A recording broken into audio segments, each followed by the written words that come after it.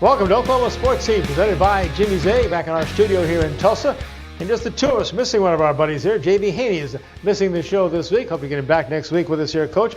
But we got a heck of a show for you. And, of course, everybody's talking about the game Sunday. Finally it's here. Super Bowl 53, Rams and Patriots. You know, it takes forever. We have the training sessions that start as soon as the season's over. That's right. And then we have two-a-days that starts in July. And now it's February. And we're finally finishing the football season. Have a special guest that you're really going to enjoy to kind of preview Super Bowl 53. Not just talk about Super Bowl, but about the NFL. You can also talk about his high school career in Oklahoma, his college career at the University of Tulsa, the great NFL Hall of Fame receiver himself, Steve Largent, will be here. What a great guy. And then we've got Mark Cooper. That's right. He covers OSU, and boy, do we have some questions for him. That's right. Because the new offensive coordinator coming from Princeton, the Ivy League, a little bit different than the Big 12. And then Mick Wilson, your associate, will be here to talk about that BOK Showcase basketball coming up in February. Great experience for student athletes in high schools in Northeast Oklahoma, and we're excited to be a part of it. And the BOK people with SMG Management Group, great people to work with. Great Saturday on February the 2nd. Well, we have a lot of topics to talk about, Coach, in our roundtable discussion, our hot topics. We knew we had, of course, Super Bowl 53 to talk about. We knew we had the Baseball Hall of Fame, of course, was announced this past week. Goodness. But over the weekend, I was watching the thoroughbred race from Gulfstream Park in Hallandale, Florida, the Pegasus World Cup, the richest dirt race in North America. $9 million. $9 million for these thoroughbred, champion thoroughbreds running. I was watching that race and had a dramatic ending, but a very local tie here. The favorite was the Breeders' Cup Classic winner, Accelerate, but the close second choice, Coach, at 9-5, was a horse by the name of City of Light, owned by none other than W.K. Warren Jr. He has quite an impact on this city and on this state. Oh, W.K. Warren is synonymous with really good things in Tulsa. Hall of Famer, of course, Oklahoma Hall of Famer himself. He had some great horses in the past. I covered him when he had his Horse of the Year, Breeders' Cup Classic winner, St. Liam, back in 2005. So I'm watching this race. It's pouring rain, sloppy racetrack there at Hallandale, Florida this past Saturday. And saw the Pink Silks coming out of the darkness, owned by W.K. Warren, the horse again named City of Light. Let's pick up the race call of the $9 million Pegasus World Cup. And the winner waiting for a check there of $4 million. Here's the race. Accelerate on the outside, City of Light toward the rail. Castellano and City of Light have the lead, and they cut the corner and open up. City of Light puts away Accelerate with 1/8 of a mile to go. At the inside, he's seeking the soul, then Bravazzo. But City of Light keeps going, and City of Light will win it. It's City of Light for Javier Castellano, and a romp in the rain. He won by 5. W.K. Warren, City of Light, wins the Pegasus Dirt Classic, the world race that was worth $9 million. A check for W.K. Warren, $4 million. I bet he made enough to wash the mud off those uniforms. He was great in the winner's circle, Coach. A great presentation. Mr. Warren was there, and his wife was there with him and stuff. A trainer, of course, jockey, and all celebrating. And they handed the mic over to W.K. Mr. Warren didn't miss a beat. He thanked the City of Light, Paris, the horse is named for. He thanked his city, the city of Tulsa.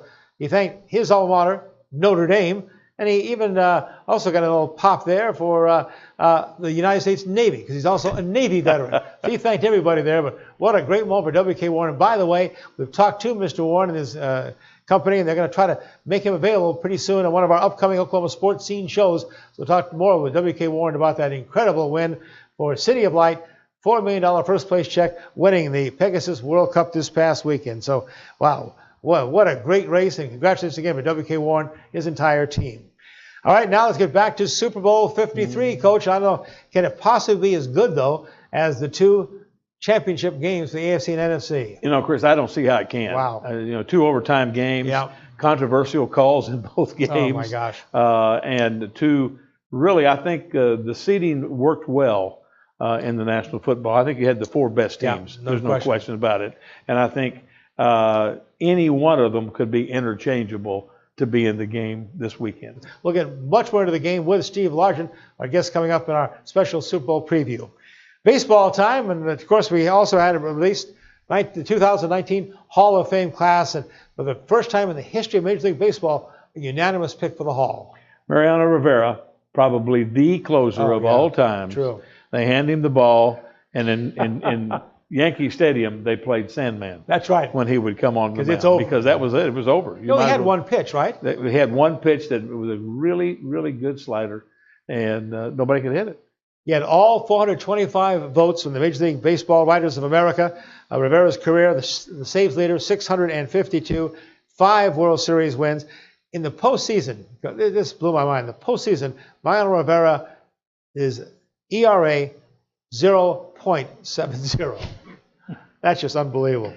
Some of the other Hall of Famers inducted: Roy Halladay, pitcher for Toronto and Philadelphia, 7-time All-Star. Edgar Martinez, designated hitter for Seattle, 7-time All-Star himself. Mike Mussina, a pitcher for the New York Yankees, Baltimore Orioles, 18 seasons. He had over 2,800 strikeouts. And incredible class going into the Hall of Fame. You know, it's really, when you look at those, I mean, those are named players. There's no question.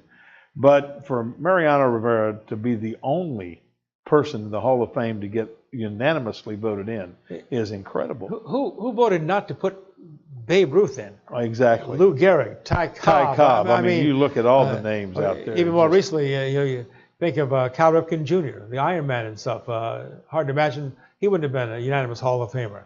But certain baseball writers have their issues, of course. They sure do. I'm proud of those guys. Of unanimous selection, Mariano Rivera. Again, just incredible. We're going to have Bob Carpenter, a great friend of ours, who's the voice of the Washington Nationals, coming on a show later in February, the third week of February, before he goes to spring training. Bob will have a lot of insight into the Hall of Fame class, as well as the upcoming 2019 Major League season. I'm looking forward to hearing what he has to say about the matchups. And I think, you know, one of the things that does change professional athletics more than anything is free agency. Yeah. And, you know, there's been a lot of free agency in baseball this year, and you can change the whole complexion of a team by putting 2 or 3 new players in. And the season, of course, seems to never end. 162 games, Coach. Boy, that is tough, isn't it? I've always said, I cannot believe that you can look at a baseball game on Monday night and there's 8,000 people in the stands. Yeah. That you couldn't play Thursday, Friday, Saturday, Sunday of every week, play a doubleheader on Saturday, play a single game on Sunday, let them move and get out there, and take off on Monday, Tuesday, and Wednesday. Of course, the other thing, you know, that we see is that we play so dadgum many games. Yeah. How do you get better?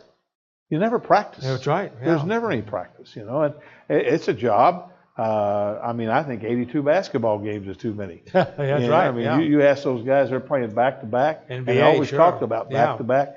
So 162 games, I think, is overkill. And if they did not have, and you know this well, if they did not have each one of those clubs have a TV contract. Oh, that's right. Yeah. You know, they couldn't afford to do what they do financially. Yeah. Mark Cooper, we mentioned, is going to be a guest also on the show coming up in just a few moments here, the Oklahoma State writer for the Tulsa World, their columnist. And one of the things I know, talking besides a lot of football, we also want to touch on that Bedlam basketball game in Stillwater, the most recent game they played on the 23rd. Oklahoma State had a 19-point lead in the first half, lost to OU at home, 70-61.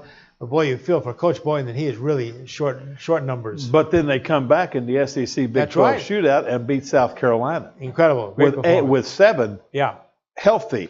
Right. The 8th scholarship player got hurt. So he had 7 healthy players to play that. And so, you know, he's going to do a good job. He did the right thing. Right. You cannot have that element on your team. You don't want that element in the university. And you have to go through those tough times when you have to make a decision on discipline and how that react. But I think in the long run, that pays dividends to OSU basketball. It'll be interesting to hear Mark Cooper's take on this too. And everybody seems to be a fan of Mike Boynton. And that is tough. You kick 3 players off the team, and certainly they had to be kicked off the team. But now he's left with 8 scholarship players, and now he even had to dress a manager, right, the other day. Well, he had tryouts, open tryouts, and they were going to keep 5 or 6 just so they could practice, because they can't even practice with 8 players. Jeez. Unbelievable. Before we get, though, to OSU Cowboy athletics, we have the topic of the week, certainly, Super Bowl 53, and Hall of Famer Steve Largent joins us next on Oklahoma Sportscene, presented by Jimmy's Egg. Welcome to Jimmy's Egg. Come on in. For more than 30 years, Jimmy's Egg has been starting people's day off right with hot, fresh, made-to-order food. Our eggs are fresh, cracked to order every time, and there are over 40,000 ways to craft your own omelet. With signature favorites like our meat lovers skillet or decadent cinnamon roll pancakes, it won't leave hungry. Breakfast and lunch is available every day from 6 a.m. to 2 p.m., so stop in today and let our friendly staff serve you. Stop by and see us sometime. Oklahoma Sportscene wants to welcome our newest title sponsor, SNB Burger Joints, the home of fresh-made gourmet burgers and sliders, great sides, hand-dipped milkshakes, root beer and soda floats, and delicious homemade pies. All served with a fun and friendly staff, and we feature a full-service bar with over 65 beers and our unique Bloody Marys. SNB Burger Joint in the Oklahoma City area and coming soon to Tulsa. Every minute, every day, and every night, there's someone who needs us. Every week and every year, we bring something new to the way we care for individuals and our communities. Every thought and every action is spent improving the way we imagine health and wellness. Because every child, every woman, and every man deserves the best possible life. St. Francis Health System. Healthcare for life.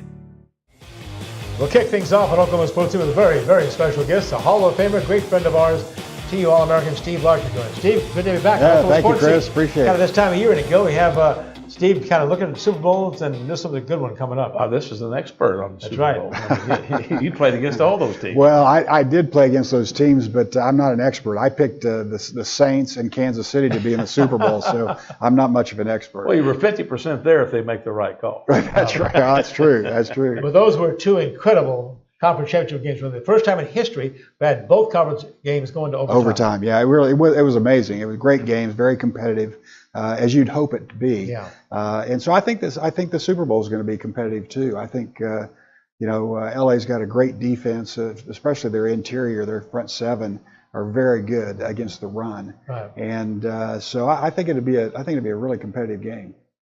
They're never going to forget this game, though, in New Orleans, Steve. What do you think of that? I mean, it's just hard to imagine. I mean, obviously, you know, officially human and make mistakes and stuff, but it's hard to imagine they couldn't have somehow got a replay system with such an obvious foul. Not just one foul, but 2 or 3 fouls on that one play. Yeah, right. But that one, the no call on the interference was really blatant. I saw a little segment on ESPN. They were doing how many of the referees in the game were from LA. Or from they were from California. California. And so I don't think there's any conspiracy or anything like that. It just was it was a bad call, but it's just too bad for the Saints. And at the same time, the Saints had a chance, Coach. They won the coin toss, went overtime, and DeRees got hit and intercepted. Yeah, that's right. I mean, they had their chances, and you can say that the refs beat them on one time, but the Rams, they played really well for playing in New Orleans. I think what an innovative offense the Rams have. Their play calling sequence and everything really keeps the defense on their heels a little bit. Well, it does. They've got good coaches on both sides of the ball because their defense is really good. Their offense is good when they have number 30 back there in the backfield. He runs the ball, and he can just take off on you. I mean, the Seahawks play him twice a year now, so they know what I'm talking about. But they're a really good team. They're very well coached. Both teams are very well coached. But I'm kind of a Brady fan, and so I think he's always tough to beat. 41 years old, without question, the GOAT. 9 Super Bowls. It's just hard to believe. It really is. I mean, in my mind, I gave him that nomenclature of the greatest of all time several years ago, and he's still playing. He's still doing it. He's motivated, and he's motivating his teammates. And those guys, they can just substitute everywhere else on the field except for him, and they'll still go to the Super Bowl. And it's just amazing. Well, his preparation is unbelievable. You know, he is like having a coach in the huddle.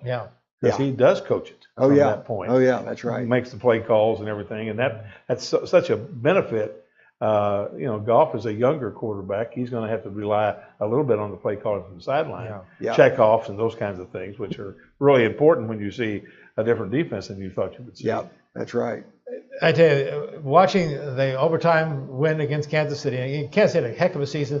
How about that Mahomes kid as a quarterback, huh? Yeah, he's really. Wow. I've watched him for a couple of years now, and watched him a little bit at Texas Tech. But when you know the whole story, I mean that's how the quarterback that was drafted in the first round by the Cleveland Browns. Yeah. That's why he left Texas Tech, because Mahomes was there. That's right. And so he obviously saw the ability that Mahomes had. And he's just matured since then, and I think his parents really have raised him in the right way, and I think he's a great player this year, but I think he's going to get better. I do too. The only thing Kansas City did wrong was they lost the coin toss for overtime. Yeah, Can't get Brady the ball, and you knew it was over right then. yeah. It was that was too bad. But again, two visiting teams go and steal those games, and. So they deserve to be in the Super Bowl, and I'm happy for them, and I think it's going to be a very good game. We had a lot of criticism of the NFL hierarchy, the officials and stuff. They could probably look at it during the offseason. What are your thoughts on the whole blow-up there, and what can the NFL do better? Well, I don't really know what the NFL can do about the one particular call that we talked about earlier with the Saints and the Rams. I don't know what they can do on that one particular play. But, I think that the NFL will be serious about looking at what they do overall on everything that they do. And they do this every year. And so some of the things they've done have been really improvements in the game. I think some of the no helmet-to-helmet collisions, they've ruled that out, and some other things to protect the quarterback, so you can't tackle him below his knees. And those things have been really helpful for preventing injuries in the league. It doesn't prevent all injuries. Nothing ever will. It's a tough game, and it's supposed to be. But I think they'll take some hard looks at what they're doing and make some adjustments as they do every year. What do you think about the Canadian Football League has review of pass interference? Do you think the National Football League would go that far? I'm not. They have. I think that they do review pass interference in the NFL, but they don't do it in the last 2 minutes, and that was the issue of that particular play in New Orleans. So I think I think that the league will be open to a lot of different suggestions or ideas that people bring forward, and it'll be interesting to see what they do about it. Well, Steve, they say the only game tougher to lose than losing the Super Bowl is losing the game before you get to the Super Bowl. You experienced that in 1983. Talk about your Seahawks in Oakland in that game. Yeah, we were kind of a upstart team. We were the wild card team. We went down to Miami, and we played the best team in the AFC that year was the Dolphins with Marino and Duper and Clayton. And we went down there and upset them. And so that put us into the AFC Championship game. We had won the wild card game, and then we went to Miami, beat the Dolphins, and then went to Oakland.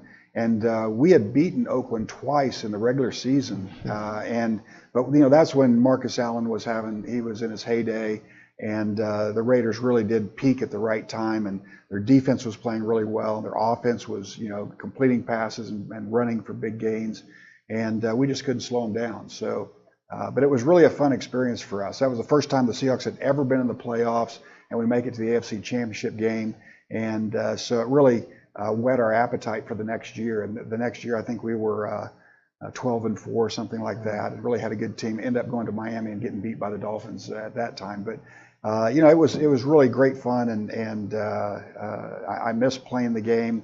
But it was just a great experience. It looks like there's a little more parity now in the National Football League. Teams are getting closer together through the draft and everything. Is that good for the league? I think it is, and I think one thing the draft was. That they drafted me, so that was not a change. But what's changed in the NFL is free agency and allowing teams to get players that they want, get rid of players that they don't want, trade them or let them go, and that has created a lot more sense of parity in the league. Now there's always some teams like Buffalo or whatever that end up kind of mucking it up one way or another year after year.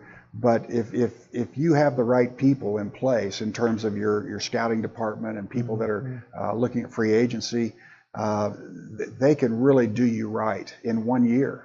And look at the Rams. I mean, they were pretty good last year, but they're really good this year. And they just amped it up. They got some good players. They got a couple of defensive backs and a receiver and some guys that really are playing well for them. Can't let Steve get away without looking back to his career here in the state of Oklahoma. Back with an old high school coaching friend of yours when he played at Putnam City to get his college. Jerry Potter was, I think, one of the best high school football coaches around at that time, and I met him as an athletic director as well as a football coach. But you had a lot of experience with him. Well, Jerry was the coach that made the decision to move me from running back to wide receiver. There you go. And I didn't like Jerry Rome for several weeks in training camp because I wanted to play running back. But there couldn't have been a better decision made on my behalf than the one Jerry Potter made to move me to wide receiver. In fact, I got to play a little bit, not much. I ran the plays in so I played every other play as a sophomore. And my sophomore year, I think there was maybe 4 or 5 guys that lettered on the football team, on the varsity football team, because we had a junior varsity, we had 2 sophomore teams at that time. And but Jerry's the guy that really gave me my start and really taught me a lot about the game and how to be disciplined and how to be focused and focusing on one play at a time. All those things were things that I learned from Jerry Potter. And, I owe him a lot. Their director of athletics now, Dick Balancifan. I've been working with him, and you'll probably be in this group on starting the Hall of Fame.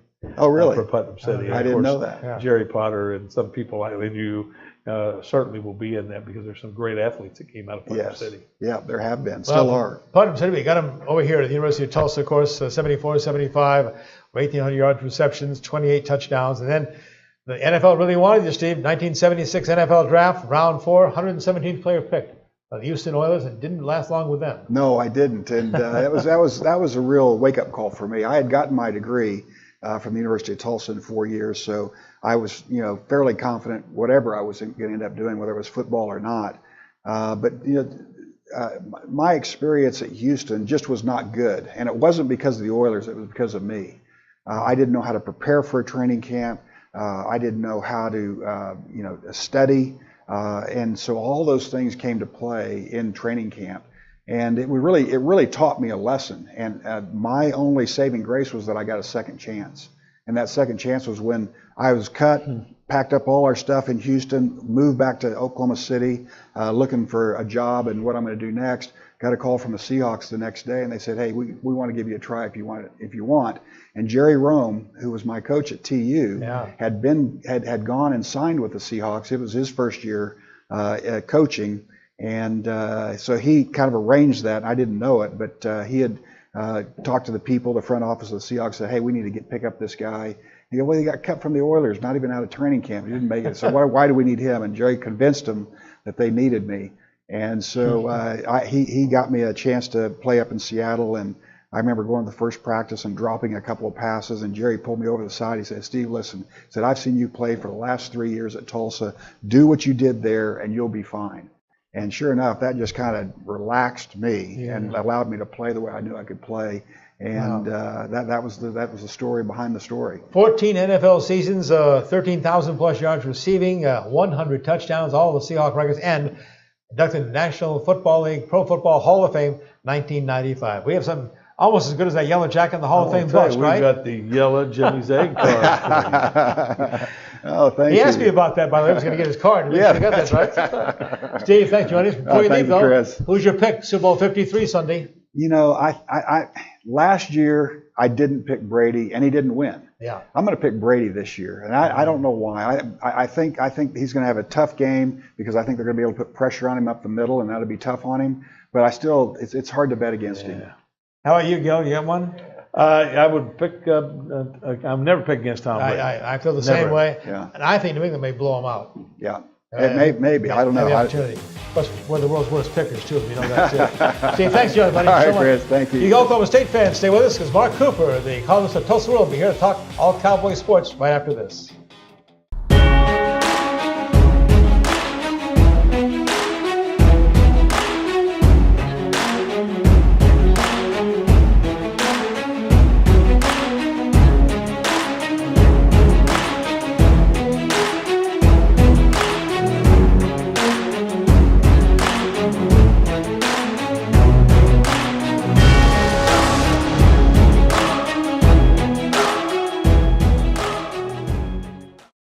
At Bricktown Brewery, we're known for our famous original craft beers like Single String Stout and Bluesberry Ale.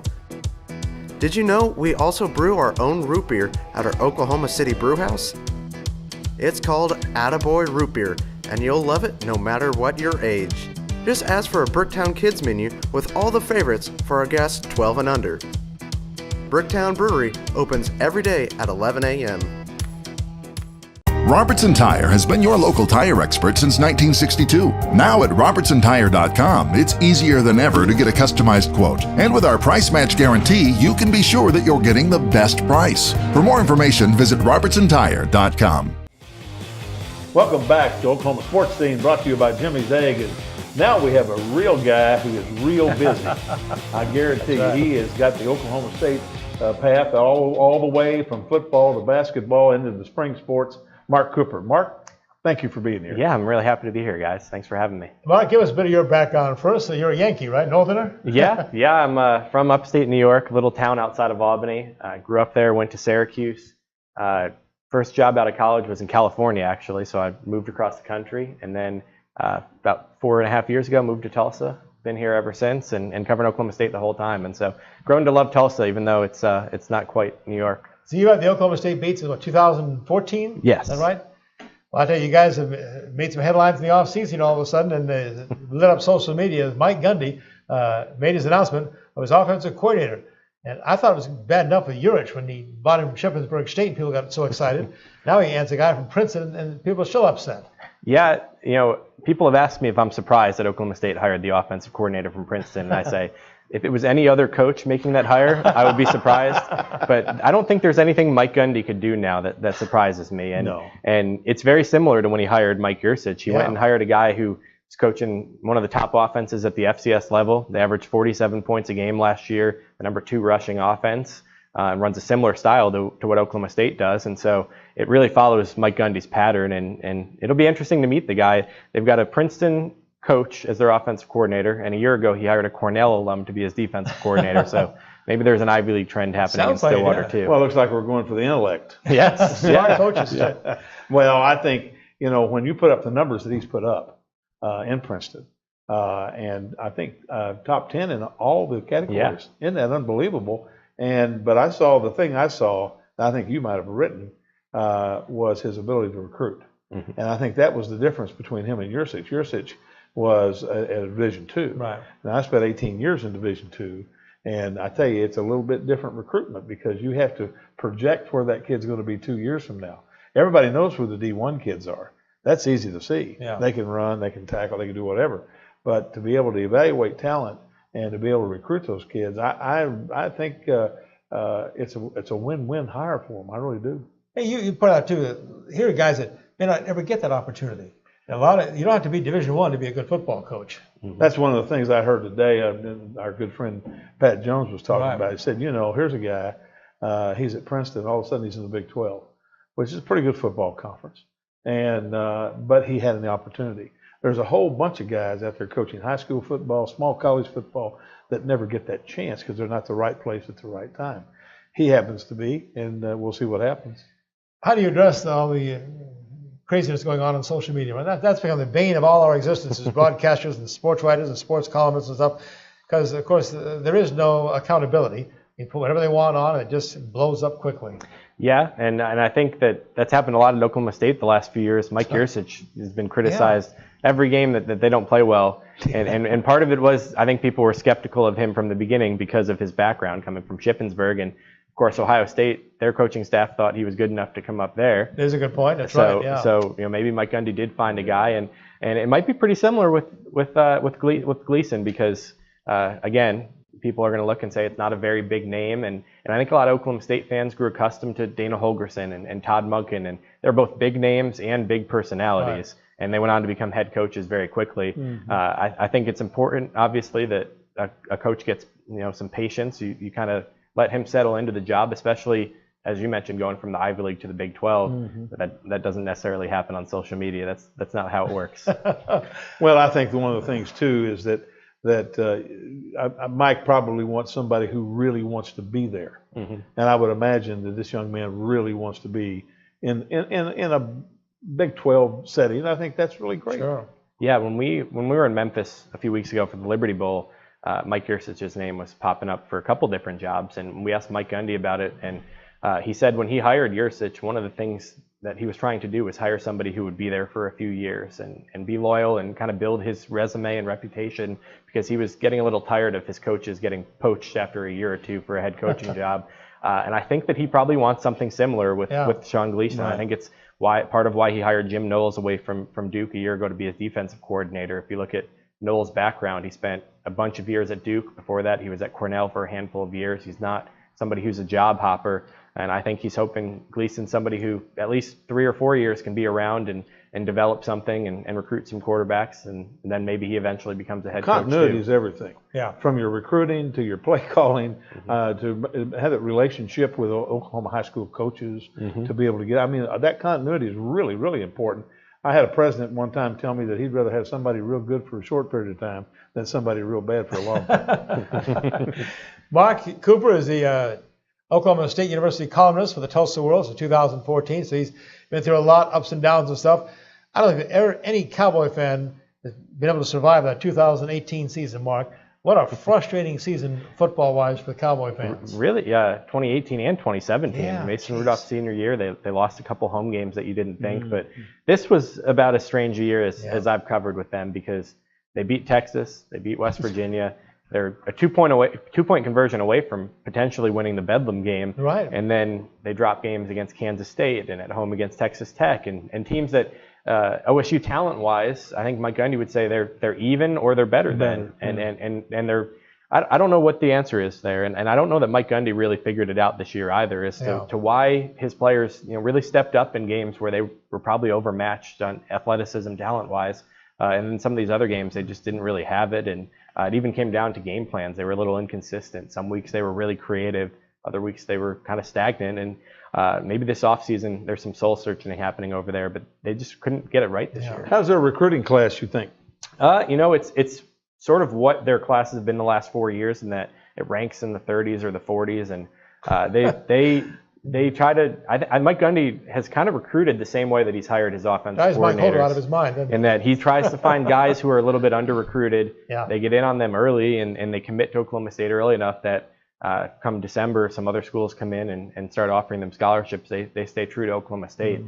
They signed a quarterback out of San Clemente High School in California named Brendan Costello, and he kind of epitomizes that. When they signed him, or when he committed to them, he only had FCS offers. He had no other Division I offers. And then I think in October, Georgia offered him a scholarship. Yeah. And all of a sudden, I think some OSU fans wondered if this kid was, they were going to lose him. And he signed with Oklahoma State in December, stayed loyal to them because they recruited him very, very early in the process. And so those are the types of guys that Mike Gundy is trying to get, players who he thinks are maybe a little bit better than their star rating shows, and also players who have room to develop and add strength and weight. And he talks all the time about how Rob Glass, the strength and conditioning coach over there, is the most important guy in their program. And it's for reasons like that. It's because 2 years from now, some of these players might look a whole lot different than they do today. You can take this back to Barry Sanders' days.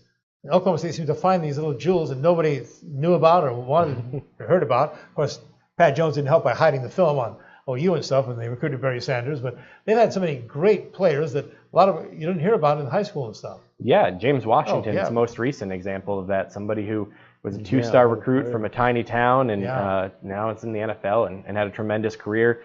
I think Oklahoma State fans grow frustrated with it because they still want some of those big name guys, and I think if OSU is ever going to elevate itself from maybe being a top 25 team to a top 10 team and competing for the playoff, they probably need to step up in recruiting a little bit and get some more guys, especially on the defensive side of the ball. I think that's where they've been lacking, but they've done enough to where they can put together some 10-win seasons. When we talk about frustrating, how about basketball? Oh, boy.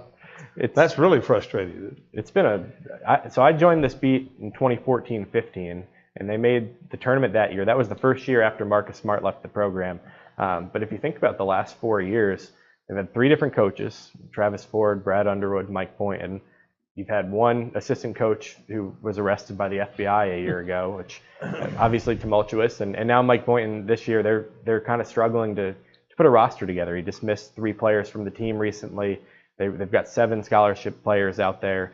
who are really just kind of trying to carry they beat South Carolina on Saturday, and 2 of their starters played the full 20 minutes in the second half, and that's kind of how it's going to have to be for them for the rest of this season, with the hope that their recruiting class coming in next year is good.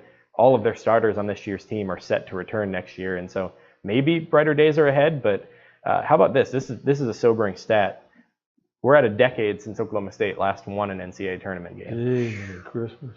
And it breaks my heart and any long-time sports fan in this state, though, to see Gallagher not full. Right? Yes. It's just hard to imagine. Yeah, and it really hasn't been. Oklahoma, when they came to Stillwater, there was 11,000 there, and that was the best crowd they've had all year, and that's still 2,000 short of a sellout in their current arena.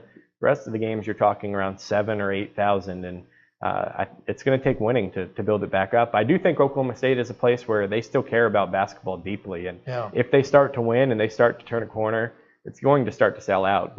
During Brad Underwood's 1 year, when they got hot and made the NCAA tournament, their last few games of the year, the Rowdy came back to Gallagher Arena, and so I think it's just going to take some wins and to build some excitement again. Consistently, though, don't you think that, and some people won't like me to say this, but the Thunder has had an impact on Oklahoma and Oklahoma State? Absolutely. I kind of try to think about what I think the crowd's going to be and talk to some other people about it before every game. And when there are days when there's a Thunder home game, you can just sort of anticipate there's going to be less people in the stands in Stillwater. I think that's a big part of it. Every single game is televised. Yes. Every Big 12 game is on one of the ESPN networks, whether it's the main one or ESPNU. So I think that's also a big part of it. They play a lot of games that tip off at 8 p.m. on a weeknight, and if you're in Tulsa or Oklahoma City, it's a lot to make that drive on a night where you have to go to work the next morning. And if the weather's bad, all those things. Yeah. So there's a number of factors that go into it, and I think the one place that they need to build back up is the student support. That's something that's dropped off, and that's probably the place that once they start winning, everybody's going to want to go to it because it becomes an event. I know a lot of critics, of course, and Mike Holder selected Mike Boynton. In the middle of all the FBI investigation, in the middle of all the top assistant didn't get the job, and the FBI took him away, and there's Mike Boynton. But boy, I've had nothing but great things from people in the media covering him, other coaches and stuff. Coach, I've had him on the show here. Really impressive young guy. Yeah, I mean, he's personable, he's honest, he's transparent about a lot of things.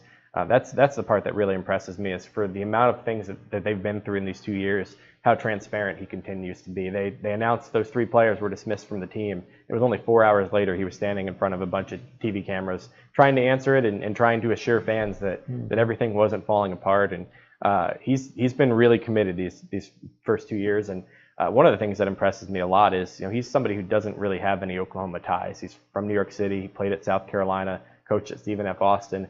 But he's made it a priority to recruit kids from the state of Oklahoma. They're gonna bring in 2 next year from Memorial and Caleb and Keelan Boone, and they're going after some more in future classes. And I think that's one thing that has really struck me is how hard he's going after recruiting local kids and trying to build this program in Oklahoma and then outward. We got some of Mark Cooper. We've tried a long time to get you on the show, so enjoy Jimmy Zegg on us. All right. Thank you very much. Breakfast at lunch. I'm going to tell you a little bit about Jimmy Zegg. In fact, right now, Mark Cooper, again, our guest, Tulsa World OSU columnist. Jimmy Zegg, of course, is open from 6 a.m. to 2 p.m. every day, locations throughout the state of Oklahoma. Some of the specials, what's happening now, we appreciate, Mark, that you've dedicated 55-plus menu for us. Also, how about free pancakes? Never can say no to free pancakes. You can download their new app. I'll talk about that later as well. You will get exclusive deals, earn rewards, get a free meal, and short on time. We can also order online as well. Jimmy Zegg has it all. You can order anything you want, anytime you want, from 6 in the morning till 2 in the afternoon. Jimmy Zegg, our title sponsor on Oklahoma Sportscene. Each week we talk about the GTR, and we know for a fact that Forrest Cameron and his wife Sharon put out a tremendous paper. Well, I brought all 6 of them today. I'd like for you to see them. The Union Boundary. And here is the Owasso Rambler. And if you live in Bixby, how about the Bixby Breeze or Broken Arrow, the Broken Arrow Express, Jinx, District Gazette, and then, of course, the Tulsa Midtown. All of those, the GTR. If you haven't had an opportunity to read one, do it, and you'll be proud of it. Oklahoma Sportscene wants to welcome our newest title sponsor, SNB Burger Joints, the home of fresh-made gourmet burgers and sliders, great sides, hand-dipped milkshakes, root beer and soda floats, and delicious homemade pies. all served with a fun and friendly staff, and we feature a full-service bar with over 65 beers and our unique Bloody Marys. S&B Burger Joint in the Oklahoma City area and coming soon to Tulsa. Welcome back to Oklahoma Sportscene, brought to you by Jimmy's Egg. And our guest today is Mick Wilson, the Assistant Athletic Director for Compliance, and also our liaison for the BOK Showcase. Mick, we've got a great lineup for this next weekend. We do, and we're excited about the lineup. We are going to see some good basketball. It's going to be a long day, but it'll be a fun day, and the kids are going to get an experience that they'll never forget. It'll be memories for a lifetime when you get a chance to play in a world-class venue like the BOK Center. And this is the 5th BOK Showcase. You had a couple years off and such, the showcase? And it is the 5th. We came strong out of the gate the first couple of years, and then we ran into some concert promoters that decided that it was more important, and then we understand that. That's part of the business that you get into with those guys, is that the bottom line, they have to bring in the big acts and have the big names, and unfortunately high school basketball sometimes is not in that realm. But then we kind of came back, and this would be the 3rd year in a row that we've been able to pull this off and have another great event for our kids. And like you said, Mick, the big thing for the coach got to be the chance to play where they saw the Oklahoma City Thunder play, where the Oklahoma Sooners play, where some of the top teams in the state and the country play basketball there. Well, and of course the venue is such that they're hosting the NCAA tournament this year. That's right, it's a great event. It's a great event for kids. Like I said, it's an experience of a lifetime, something they'll always remember. And we're really excited about all the opportunities, not only for our kids in Tulsa Public Schools, but kids throughout Northeast Oklahoma. And that's one thing that the BOK and SMG group is really committed to, is being a community partner, not only with our county here in Tulsa County, but the neighboring counties. And so we've tried to have a good cross-section the last few years of basketball teams, not only from this area, but throughout Northeast Oklahoma. And we're excited this year with even with Bartlesville. This is the first time that we've had them to the event. We've never been able to get them scheduled and get them pulled in, but I know they're real excited about an opportunity to play at the BOK. And from all classes too. Yeah. We have all classes represented. We do this year with Regent and Metro Christian, a couple of 3A and 2A, and even 1A classification schools that get to come and participate. So it'll be a good experience for them as well. For those who love basketball, Coach, you can't find a better day. Be there starting at 9 in the morning. The last game starts at 7:30. Let's run through the schedule here. We'll have it up on the screen for you as well. 9 a.m., Oologah Hilldale girls get underway. Well, right now, Oologah girls are probably one of the hottest teams in the area, ranked, I think, number 8 or 9 in 4A girls, and have an unbelievable player and a junior in the Wadsworth girls. So that'll be an exciting game. And then we bounce back with the Metro Christian and Regent Prep boys, followed by our Tulsa Public Schools East Central Lady Cardinals against Bishop Kelly. That's the game at noon? That's the game at noon. That'll be a really good game. Owasso boys against Bartlesville at 1:30. At 3 o'clock, we'll have the Union Redskin girls against Broken Arrow, which I anticipate will be another really good game. At 4:30, we'll have our defending state champion, the Memorial Chargers, against Edison Eagles, who's currently ranked number 5 in 5A. So that'll be a really competitive and game that has some playoff implications as well. And then Booker T. Washington girls and Bartlesville girls for the last girls game of the day, and then followed by the Booker T. Washington boys against Sand Springs. So it'll be some really, really competitive games. Like I said, a few of these games are going to carry some playoff implications because of seedings. The seedings will be getting ready to come out. So the Hornets are 6 and 7:30. That's kind of the marquee games then. I think so, to have them in downtown Tulsa, just down from their campus. But the other thing I think, Mick, and we've seen this in the last 4 or 5 years, is that we'll have a number of Division I and II coaches that will come to watch the level of talent that's participating in the games. There's no question about it. I mean, we've had a who's who down on the front row sometimes of not only the tournament champions, but really at the high school hoop showcase. We get a lot of recruiters and guys that want to see some of these players. And of course, right now, I'm not sure we have anybody in Northeast Oklahoma and really throughout the state of Oklahoma that's more highly visible than Bryce Thompson right now. And with the people like Kansas and North Carolina getting involved with him, you'll see some of those guys come out and probably watch him play as well. That's the junior at Booker T, right, that everybody's talking about. Certainly. Correct. Yeah, you guys did a great job, by the way. Again, congratulations on the Tournament of Champions. And Gil, you were pointing out that you looked across that press row, that championship game of Memorial and Booker T, and who's who of college basketball. They were all there, not just the head coach, but the staffs. We had what really impressed me about Oklahoma State was they played an afternoon game on Saturday Right. and had the entire staff there Saturday night for the game. But we had Lon Kruger was there, and then, of course, Moyton and his crew, Mike Anderson from Arkansas was there. We had coaches from Iowa State, Big Ten, Creighton, all over. So, we're in really great shape, I think, with the talent in Tulsa. Mick, thanks for joining us to showcase the showcase, the BOK Showcase, February the 2nd. Games from 9 a.m. all the way through 7:30, the final tip. Get your ticket information there. Get down there and support these fine high school girls and boys basketball teams. Again, Mick, thanks for being with us. We have something for you. Well, thank you guys for Coach? having me. I You can appreciate take it. us down to breakfast down at Jimmy's. That's right. Well, let's go first thing in the morning. All right, sounds good to me. Enjoying it. The BOK to Showcase again February the 2nd. Back with more on Jimmy's Egg Sports Team when we come back. It's a great new year at Primo Mitsubishi. We're off to a big start and will continue in 2019. Come see our entire inventory of new 2018 and 19 Mitsubishis. Eclipse Cross, Mirage, Outlander Sport, Outlander, and Outlander PHEV. All come with Mitsubishi's new technology, 10-year, 100,000-mile limited powertrain warranty, and our concierge service. Come see us at Primo Mitsubishi, 15309 South Memorial, Bixby, or on the web at primomitsubishi.com. 1, 2, 3 o'clock, 4 o'clock, rock. 5, 6, 7 o'clock, 8 o'clock, rock. 9, 10, 11 o'clock, 12 o'clock, rock. We're gonna rock around the clock tonight. Remington Park is now officially open around the clock. That's right, we are 24/7. We're gonna rock around the clock tonight. We're gonna rock till broad daylight. Gonna rock around the clock tonight. So when we say the party never ends, you better believe it. Remington Park, now open 24/7. Robertson Tire has been locally owned and serving Tulsa for the past 50 years, but we're much more than a tire shop. We handle alignments, oil changes, brakes, and much more. For all our services, coupons, and location information, visit us online at robertsontire.com.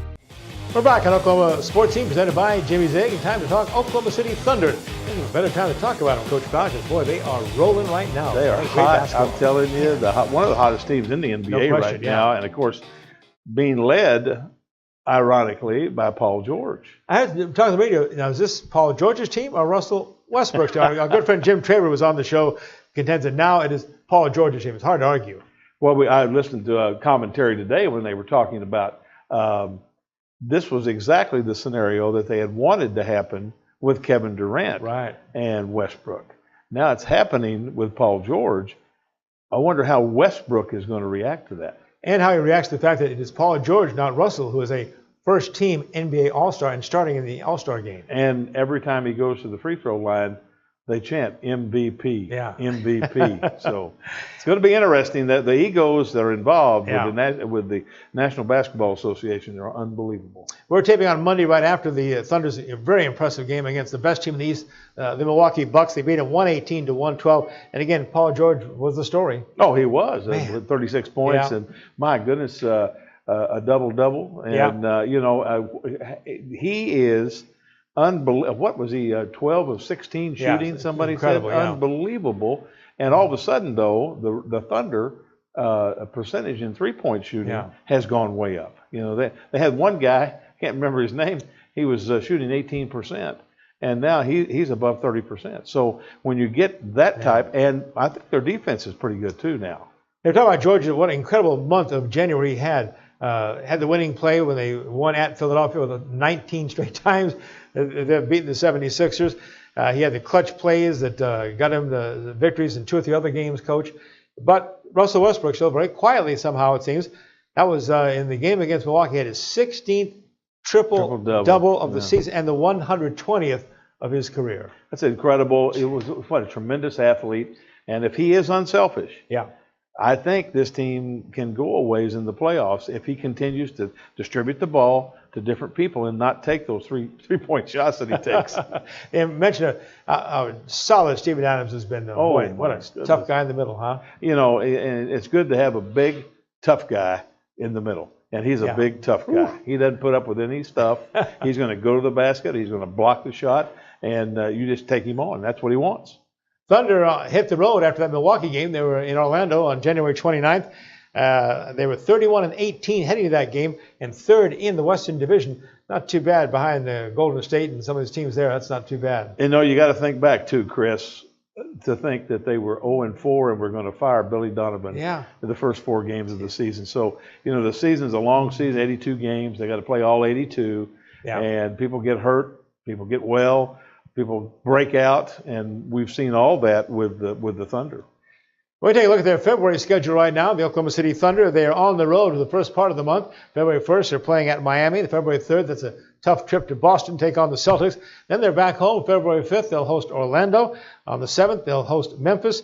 Then out on the road, the 9th, the big game at Houston. Come back to take on Portland February 11th. The schedule gets tougher and tougher for the Thunder, Coach. I think the big thing that I look at last night in that game, that team has the best record Milwaukee, in the NBA. That's right. And they beat them. And really played really well on both ends of the court. So, if they can keep that intensity and if they'll listen to the coach, I think they've got a chance. Thunder's rolling right now. I'll tell you another team that's rolling right now, our Tulsa Oilers hockey team. We'll come back and talk Oilers hockey after this break on Oklahoma Sportscene, presented by Jimmy's Egg. Welcome to Jimmy's Egg. Come on in. For more than 30 years, Jimmy's Egg has been starting people's day off right with hot, fresh, made-to-order food. Our eggs are fresh, cracked to order every time, and there are over 40,000 ways to craft your own omelet. With signature favorites like our meat lover's skillet or decadent cinnamon roll pancakes, you won't leave hungry. Breakfast and lunch is available every day from 6 a.m. to 2 p.m., so stop in today and let our friendly staff serve you. Stop by and see us sometime. It's a great new year at Primo Mitsubishi. We're off to a big start and will continue in 2019. Come see our entire inventory of new 2018 and 19 Mitsubishis. Eclipse Cross, Mirage, Outlander Sport, Outlander, and Outlander PHEV. All come with Mitsubishi's new technology, 10-year, 100,000-mile limited powertrain warranty, and our concierge service. Come see us at Primo Mitsubishi, 15309 South Memorial, Bixby, or on the web at primomitsubishi.com. Well, the temperatures get colder and colder. It's wintertime, certainly in Oklahoma, Coach, and perfect time for Oilers hockey. And those guys are hot on the ice right now. I'll tell you what, the way it's going to freeze up this weekend, you better be inside to watch the Oilers play because they have really been hot. 12 out of the last 15. You just don't do that in hockey. That's tough. You're going to go on the road, and the road trips are tough on those buses and everything, and yet they have really done well. Got off to a great start, and then as you expect when you're a minor league team, the guys above them start picking and pulling players off and stuff, and got a bit of a slump, and now they've turned it around once again. And the Oilers, as I mentioned, won 12 of the last 15 games from December 15th to January 27th. Oilers have had the winning streak, but also they won 2 or 3 from Allen this past weekend, Coach. They're winning 4-3 and 5-4 to be okay. And Allen is a team they got to beat. They've got to beat Allen. If they can stay with them, I think they'll have a great chance to go into playoffs and go deep in the playoffs. They're second right now in the ECHL's Mountain Division right now as they get ready to go to their February schedule. And Coach, looking ahead at that February schedule for Oilers games. February 1st, they're on the road with 3 games starting early in the month. They're at Toledo on the 1st. On the 2nd, they're at Cincinnati. And on the 5th, they're at Kansas City.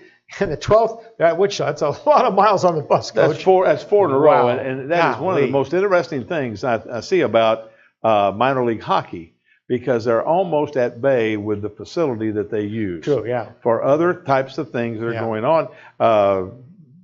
The second, BOK Showcase. Yeah. February 2nd. And then I noticed the Globetrotters are coming in. That's right. To the BOK. Yeah. And, to take the floor down, to put it back up, to put it back down, that's pretty intensive. But then we get into the middle of February, and they got 3 in a row at home. They do. The 15th of February, they'll be hosting Wichita. Then they host Worcester at February the 16th, the night after. And then 3 nights in a row, they'll take on Worcester again. Actually, it's 7:05. They'll drop the puck for the Wichita game. That's always a great rivalry game. The 16th and 17th, Worcester's coming to town. It's 7:05 on the 16th. Then they have an afternoon game on the 17th. So you Oiler fans may know those home dates coming up for the hockey team. And you Oiler fans, be sure to join us for our show on February 6th. We'll have the head coach here, Rob Murray, and their star player, all-star forward Adam Puskich, who's closing in on their leading scorer of all time. I'll tell you what, I'm glad that Rob will be with us.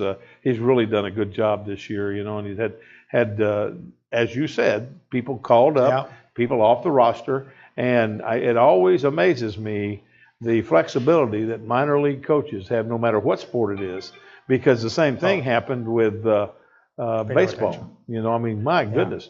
Is that an emergency? Emergency. Just something came up real quick. I'm trying to find my Jimmy's Egg app because it's almost Jimmy Egg app time, and I messed this whole up. Wait, stand by now. Jimmy's Egg app is coming up here. Aha! My Jimmy's Egg app. There it is. I want to tell you folks about this. Jimmy's Egg, of course, as you well know, around the state of Oklahoma, 22 locations, 3 in the Tulsa area, all around Oklahoma City as well. Best thing about Jimmy's Egg, of course, open 6 a.m. until 2 p.m. Breakfast, lunch, anything on the menu you want. And what's great about the new app coming up here, hit the little mark right here, drop down all kinds. You can view their menu. You can order online. You can get coupons. Let's see, what kind of coupon can I get? Ha! Order online, receive a free drink. Jimmy's Egg has it all, and they're high tech too. They're even teaching me. Enjoy Jimmy's Egg with the app, or just get in there and enjoy their breakfast. By the way, coming up, they also have the 55-plus menu, which Coach and I appreciate, by the way. And they also have some outstanding specials. So get into Jimmy's Egg, enjoy. We'll have much more on Oklahoma Sportscene. Have a parting shots when we get back after this final break. The 2019 NCAA Men's Basketball first and second rounds. March 22nd and 24th at BOK Center in Tulsa. Visit ncaa.com/MBB tickets and get your seats today. Welcome back to Oklahoma Sportscene, brought to you by Jimmy's Egg. And now it's time for our parting shot. And my parting shot is on Oklahoma State football. It's amazing to me that a head coach like Mike Gundy can go out and look for an offensive coordinator. He finds someone who is nationally ranked as the offensive coordinator at Princeton, Sean Gleason, and yet social media blows up about why did you pick him? But I can remember the same thing 6 years ago when Coach Yursich was picked from Shippensburg, and they said, why did you pick him? And look at the offensive production at Oklahoma State. I think Gundy knows what he's doing. He's looking for the right people. There's more things that go into it than play calling. He picks a good guy with good character who's going to recruit good student athletes. It'll make a difference at Oklahoma State. My parting shot, it's time to think now baseball. That's right. Let's get some warm weather thoughts in here. As baseball is pretty soon getting underway, February 21st, the pitchers and catchers report. Last time we talked about baseball, of course, the Boston Red Sox were closing out the Los Angeles Dodgers in Game 5 of the World Series. That was way back on October 28th of last year. This, by the way, coming up 2019 is the 150th season of Major League Baseball. Dating back to 1889, established first as the National League. 2019 Major League Baseball season begins on March 20th. It ends scheduled to end on September the 29th. Postseason begins on October 1st. The World Series set to open on October 22nd, and if they do go to Game 7, played all the way through October 30th. This summer is the 90th Major League All-Star Game being contested at Progressive Field on July the 9th. That'll be home of the Cleveland Indians. Major League Baseball continues its international ways. 2019, the fact that season opening day on March the 20th, Seattle is taking on Oakland in Tokyo, Japan. And April 13th and 14th, the Cardinals, the Reds, they play in Monterrey, Mexico. And the Yankees and the Red Sox, they're playing in June 29th and 30th in London, England. Major League Baseball ready to get underway. Coach, got some big guests coming up for the next show, too. Should be fun as we wrap up the Super Bowl 53. Super Bowl 53, we'll have the coach and the media guy from the Tulsa Oilers. I think, just the Super Bowl itself is going to be a show. Should be a lot of fun. Join us next time on Oklahoma Sports Scene. Thanks for being with us.